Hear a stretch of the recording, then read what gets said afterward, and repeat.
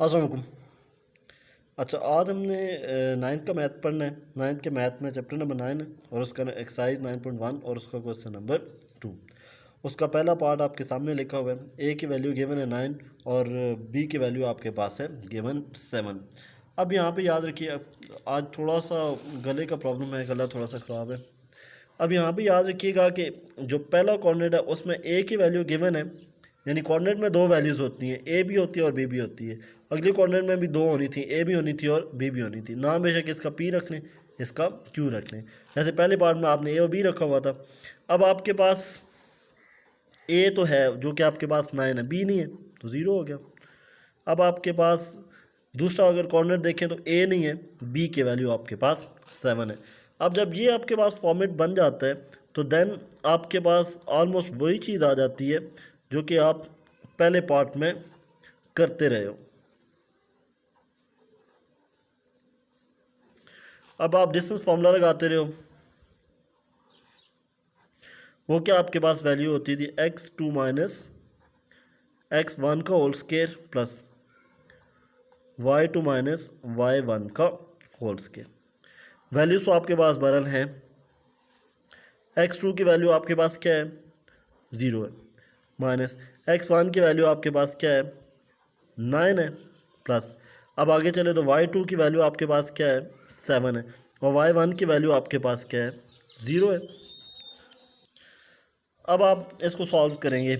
0 minus 9 कितना होता है, 0 माइनस 9 हुआ का होल स्केयर, 7 माइनस 0 7 का स्केयर है, -9 का स्केयर है। तो स्केयर मीन आपके पास क्या है, स्केयर मीन आपके पास इवन वैल्यू है, तो -9 का स्केयर कितना होगा, पॉजिटिव होगा, और 9 9 ज़ार 81, प्लस 7 का स्केयर कितना होता है, 49 होता है।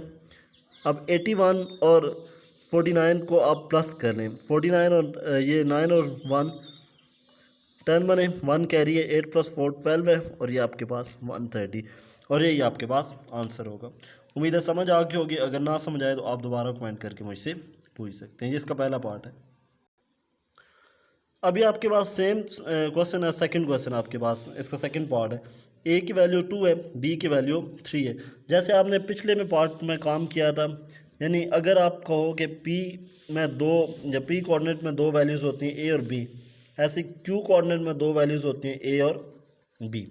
अब पी कोऑर्डिनेट के हिसाब से ए की वैल्यू आपके पास गिवन है जो कि 2 है, बी आपको पता नहीं है, ए की वैल्यू आपको पता नहीं है सेकंड कोऑर्डिनेट में, और बी की वैल्यू आपके पास 3 है।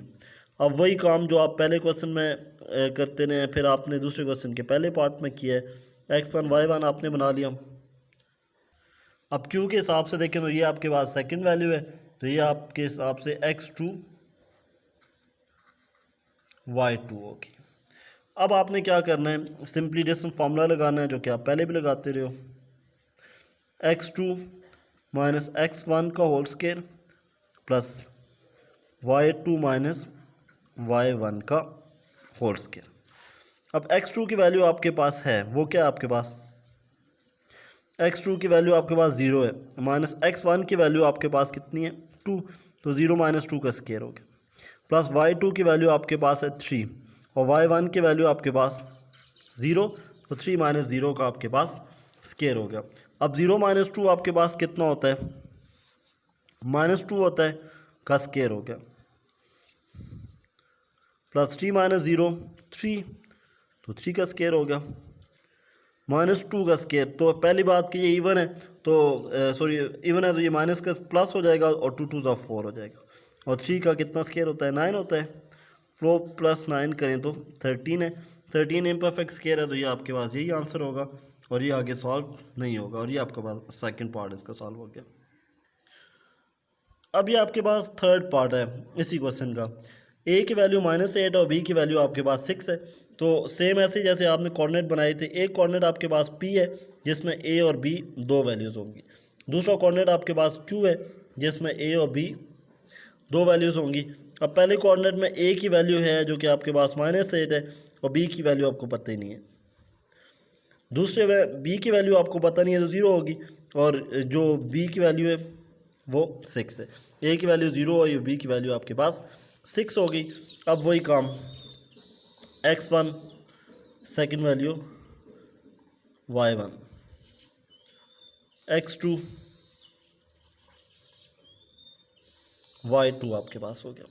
फॉर्मूला आप लगाओगे डिस्टेंस का, x2 माइनस x1 का होल स्केयर प्लस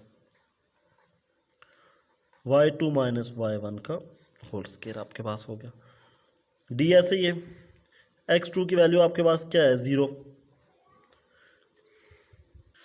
दरम्यान में फॉर्मूले वाला माइनस, और x1 की वैल्यू भी माइनस है, -8 है, तो ये -8 लगा लिया और ब्रैकेट मैंने बड़ी लगाई है यहाँ पे ताकि आपको कोई कन्फ्यूजन ना हो। प्लस y2 की वैल्यू आपके पास क्या है, y2 की वैल्यू 6 है और y1 की वैल्यू आपके पास 0 है।